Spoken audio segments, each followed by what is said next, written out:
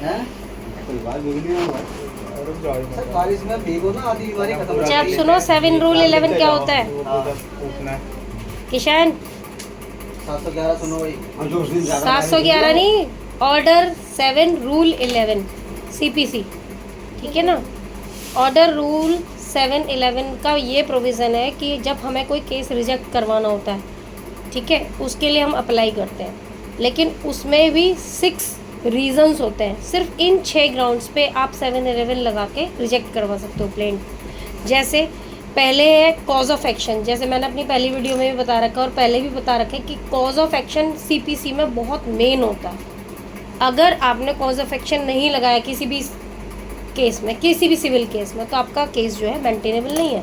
क्योंकि case cause of action क्या होता है कि कोई मुद्दा तो होना चाहिए। आप कोर्ट आए हो तो आपके पास क्या कारण है, कोई रीज़न तो हो। तो वो रीज़न अगर आपके केस में नहीं है तो वो केस आपका रिजेक्ट हो जाएगा।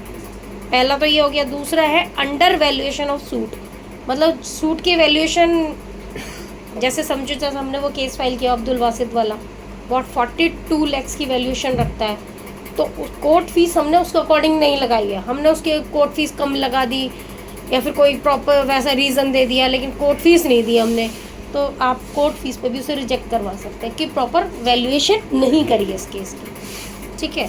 और एक होता है कि प्लेंट आपने प्रॉपरली स्टैम्प्ड नहीं करा है, मतलब एफिडेविट आपने दिए वो अटेस्ट नहीं कराए हैं, जो भी आपने स्टैम्प वगैरह प्रॉपर नहीं लगाई है, ठीक है, तो वो एफिडेविट ढंग से नहीं बनाए हैं, एफिडेविट ढंग से दिए नहीं है। क्योंकि सिविल की आप एक सिंगल एप्लीकेशन भी अगर देते हो तो एफिडेविट के साथ जाती है, ठीक है। तो एफिडेविट प्रॉपरली अटेस्ट नहीं है, स्टैम्प नहीं है, तो ये इस बात पे भी रिजेक्ट हो सकता है। फिर होता है बैरेड बाय लॉ। नेक्स्ट हमारा बैरेड बाय लॉ की मतलब भाई 3 साल की लिमिटेशन थी और आप केस फाइल कर रहे हैं 5 साल बाद या 4 साल बाद। जो लिमिटेशन है वो 3 साल का मतलब 3 साल होना चाहिए, अगर उससे एक भी दिन आगे तो दैट इज़ बैरेड बाय लॉ से लिमिटेशन से बाहर है। तो एक ये ग्राउंड हो गया आपका प्लेंट रिजेक्शन का। एक हो गया आपका कि प्लेंट जो है 2 फाइल कर रखे हैं, मान लो इस प्रॉपर्टी के रिगार्डिंग मैंने इस केस में इस कोर्ट में फाइल कर दिया, सेम वैसे ही मैंने फिर दूसरी कोर्ट में फाइल कर दिया, तो क्या हो गया, डुप्लीकेट हो गया, एक ही केस को आपने 2 जगह फाइल कर दिया, तो उस कंडीशन में भी रिजेक्ट हो सकता है।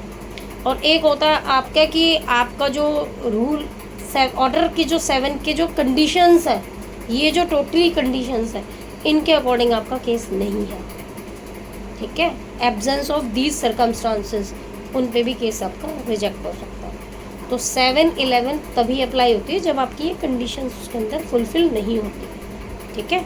जब ये आपका लैक ऑफ दीज कंडीशंस होगा ना, तभी आपका 711 अप्लाई होगा उसमें। ये नहीं आपको किसी का भी दुश्मनी में भी कोई केस रिजेक्ट करवाना तो आपने 711 अप्लाई कर दी, ठीक है, तो आपकी एप्लीकेशन डिसमिस हो जाएगी 711, लेकिन ये केस रिजेक्ट नहीं होगा। अगर आपको अच्छी तरीके से आप देखते कि ये चीज़ें हैं और एब्सेंस है इन चीज़ों की, तो ही आप 711 अलाउ करें।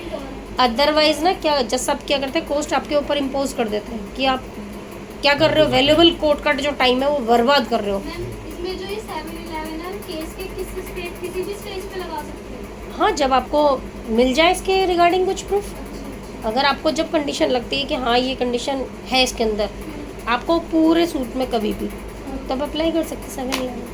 बट ये नहीं कि पूरा प्रोसीजर कंप्लीट हो गया, आप एंड में जजमेंट के टाइम पे 711 लेके आ रहे हैं, तो दैट इज़ नॉट मेंटेनेबल, ठीक है। Otherwise you can move 711। ये पीरियड ये होता है स्टेज पी की स्टेज से पहले आप लगा सकते हैं, क्योंकि तभी आपको पता चल जाता पूरा केस, आपने जवाब दावा बना रहे हो, सब चीज़ बना रहे हो, तो आपको तो तभी नॉलेज हो जाएगी कि प्रॉपर केस है या नहीं है, ठीक है।